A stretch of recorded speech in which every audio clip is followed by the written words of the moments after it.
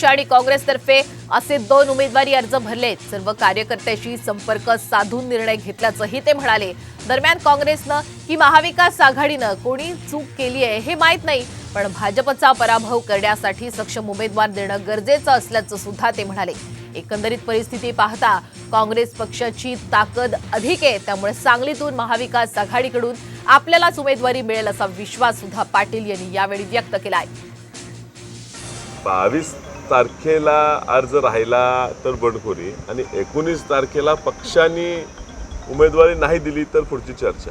मला अजून विश्वास वाटतो की एकंदरीत परिस्थिती पाहता ह्या जिल्ह्याची काँग्रेस पक्षाची ताकद महाविकास आघाडी कसं भाजपला पाडू शकते हा विचार त्यांनी जर सारासार केला तर ह्या ठिकाणी 19 तारखेच्या 3 वाजेपर्यंत काँग्रेस पक्षाचे एबी फॉर्म हे निश्चित त्या ठिकाणी माझ्या नावाचं पण महाविकास आघाडीच्या नेत्यांनी नाही, काँग्रेस पक्षाचा एबी फॉर्म भरलेला नाही, पण काँग्रेस पक्षाचा जो काही कुठल्याही पक्षाचा निवडणुकीच्या काळातला जेव्हा एबी फॉर्म जोडला जातो हा शेवटच्या क्षणालाही देऊ शकला जातो आणि म्हणून 19 तारखेपर्यंत 3 वाजेपर्यंत मुदत आहे।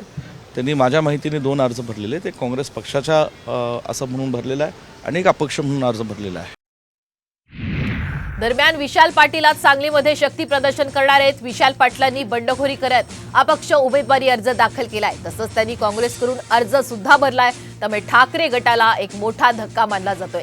एकीकडे काँग्रेसचे राज्यातले वरिष्ठ नेते नागपुरात गेले असताना दुसरीकडे मात्र विशाल पाटील यांनी अपक्ष उमेदवारी अर्ज भरलाय आणि सांगलीच्या जागेचा तिढा सुटलेला नसताना उद्धव ठाकरे यांनी मात्र परस्पर चंद्रहार पाटील यांना उमेदवारी जाहीर केली होती।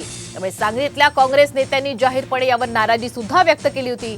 दरम्यान आज गणपतीसमोर नतमस्तक झाल्यानंतर पदयात्रा काढून काँग्रेस भवनासमोर हा मेळावा सुद्धा होणार आहे। विशाल पाटील यांच्या व्यासपीठावर कोण कोण आता उपस्थित राहणार याकडे लक्ष, आणि सध्या आपण एक्सक्लुझिव्ह दृश्य साम टीव्हीवर पाहतोय की सांगलीमध्ये आता सध्या विशाल पाटील यांनी अपक्ष अर्ज भरलेला आहे। काँग्रेसकडून सुद्धा विशाल पाटील यांनी अर्ज भरलेला आहे आणि त्यानंतर गणपती मंदिरासमोरून त्यांची पदयात्रा सुद्धा निघणार आहे आणि तेव्हाची ही सांगलीतली दृश्य आपण पाहतोय।